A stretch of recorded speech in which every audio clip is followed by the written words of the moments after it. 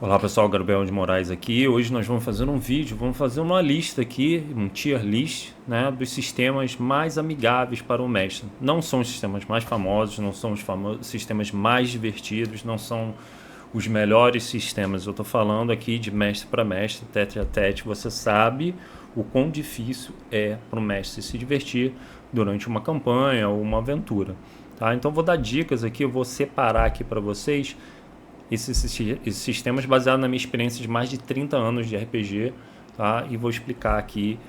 Peguei 10 sistemas, tem inúmeros sistemas, mas eu peguei 10 sistemas que eu já tive experiências que também são bem jogados, tá? Então vamos começar aqui de baixo para cima, vamos começar no Tier F. No Tier F, para a categoria de mestre, nós vamos começar com ele, com o GURPS. Tá? Se você gosta de GURPS como jogador, nada contra. Eu estou falando da experiência de mestre.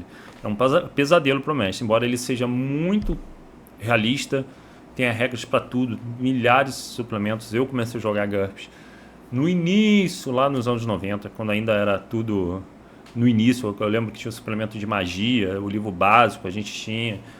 Depois eu acho que, se não me engano, saiu Conan também. Saiu um monte de coisa, a gente tentou jogar, mas isso, para você ter uma ideia, a gente jogava antes de jogar D&D, segunda edição, tá? A gente já jogava GURPS, para você ter uma ideia. E eu coloquei carinhosamente o apelido, né, de Gostaríamos Urgentemente de Regras Práticas e Simples, a abreviação. Então, ele é um sistema onde você pode emular praticamente tudo, porém com uma carga absurda sobre o mestre e também sobre os jogadores, tá? Não é só sobre o mestre não, mas principalmente sobre o mestre. Agora nós vamos para o E. Quem que a gente vai colocar aí do E nesses daí? Tá? Eu vou colocar no E Pathfinder segunda edição. Tá? O Pathfinder segunda edição, ele é um sistema... Eu joguei muito a primeira edição e a segunda edição ficou mais pesada ainda. Ele é uma variante do D&D, né, 3.5, com muito mais regras. E ele é ótimo para taticamente, para combate, para essa coisa toda, mas para o mestre é uma carga. O mestre vira uma calculadora humana, sem um VTT, né? É muito complicado jogar, é muita coisa para você gerenciar também, é muita coisa de HP, né? Coisa que é um problema também que tem em D&D, tá? Que, falando em D, vamos para ele, né?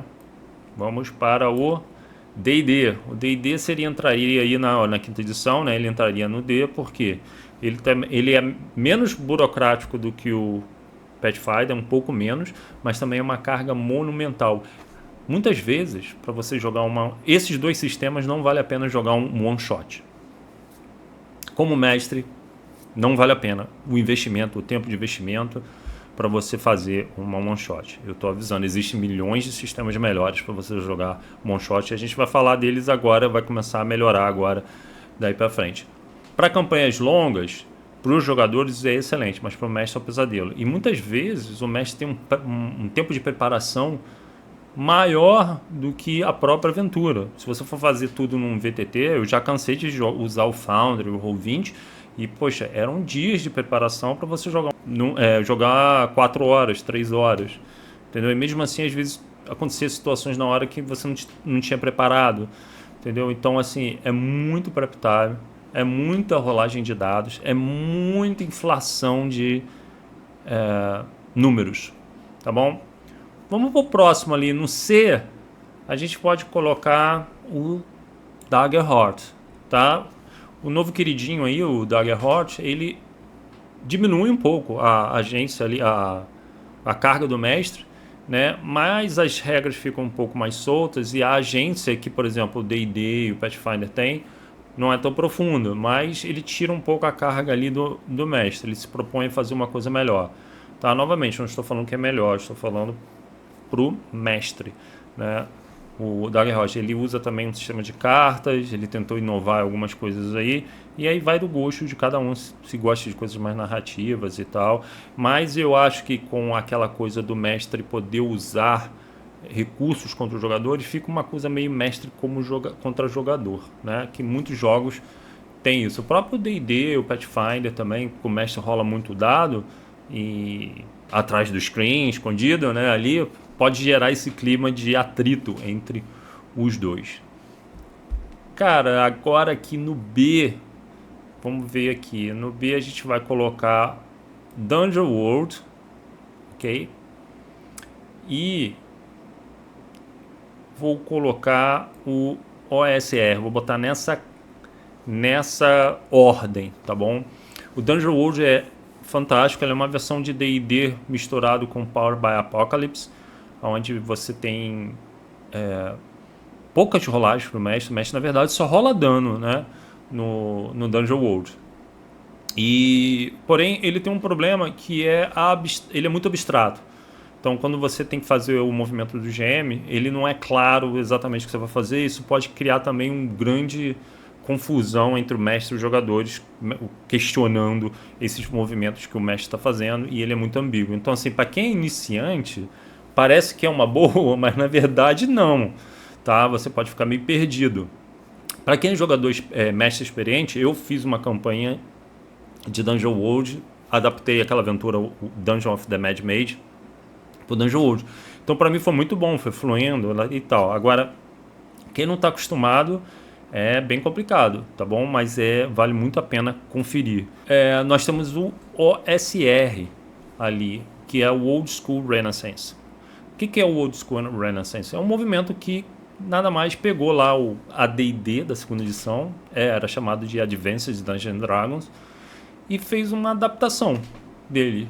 Fez uns polimentos, tiraram algumas coisas. Por exemplo, você tinha aquela regra de Speed Factor, que cada arma tinha que rolar um modificador da iniciativa, que é interessante, mas assim, fazia com que o jogo ficasse mais pesado. E o jogo flui mais rápido porque o mestre tira aquela inflação de HP, de vida dos monstros, né, de D&D, simplifica mais as regras de movimentação, que em D&D a partir da terceira edição ficou muito pesado, então isso tira um pouco a carga do mestre, volta mais pro clássico, né? É tentar voltar mais pro clássico. Agora tem muita gente que vende como se fosse uma novidade, não é porque tem muita gente que começou a jogar há pouco tempo e nunca conheceu a segunda edição, então ele acha, poxa, que legal esse sistema novo. Não é novo, é uma recalchutada daquilo da antiga.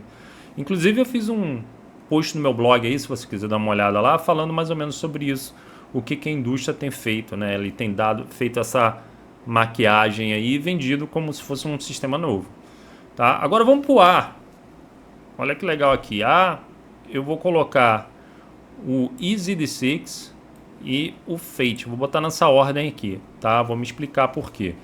O Easy D6 é um sistema muito leve, bem legal para o mestre, para jogar one shot, principalmente. Então, assim, não vale mais a pena você jogar. Se você quer jogar um one shot, vai com Dungeon World, vai com Easy D6, é melhor ainda. A preparação é muito baixa. O mestre ainda rola dados, mas ele tem um problema, assim, ele tem pouca agência, né, do jogador. Assim, não é muito tático, é muito simplificado, e isso aí tira um pouco a nota dele. Mas ele ainda está ali no ar, né, mais alto do que o Fate. O Fate também é fantástico, porém ele tem esse problema que o Dungeon World tem com os movimentos, que são os aspectos, e ele é muito abrangente. Então ele é muito mais narrativo, e quem gosta de jogar coisas com regra, com coisa mais prática, não vai se adaptar bem com o Fate. E ele é outro sistema que você pode adaptar para qualquer cenário, assim como o GURPS. Na verdade, o Fate é um GURPS, é uma evolução do GURPS, vamos dizer assim, né? Muito melhor mesmo, tá? Vale a pena conferir também, se você não conhece. E pro S, nós vamos pro Star Trial RPG. Mas é o seu RPG. Sim, porque eu fiz justamente para resolver esse problema de carga do mestre. Sem rolagem de dado no mestre, agência dos jogadores, os jogadores podem alterar o resultado do dado após o rolamento com o seu shift, isso dá agência para eles, e tática.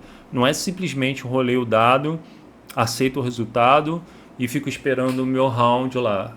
Aqui tudo se resolve com apenas 3d6, uma rolagem. Você já sabe tudo que vai acontecer naquele turno, então é muito mais rápido a dinâmica do combate. Não tem inflação de HP. Então todos esses problemas que eu fui falando ali atrás, o Star Trial ele resolve de alguma maneira. A ambiguidade de regras,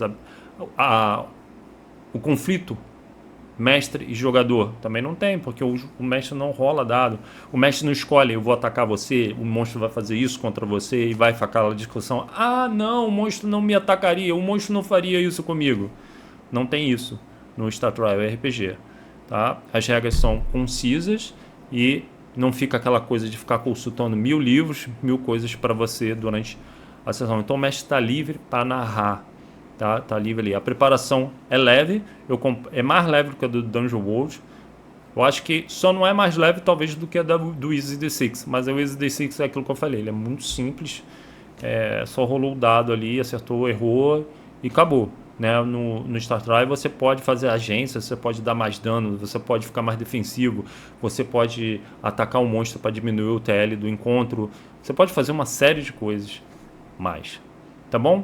Então, se você gostou desse vídeo, nós temos aqui embaixo o link para o Drive-Thru RPG. Lá você pode encontrar o Quick Start, gratuito, o livro básico, né?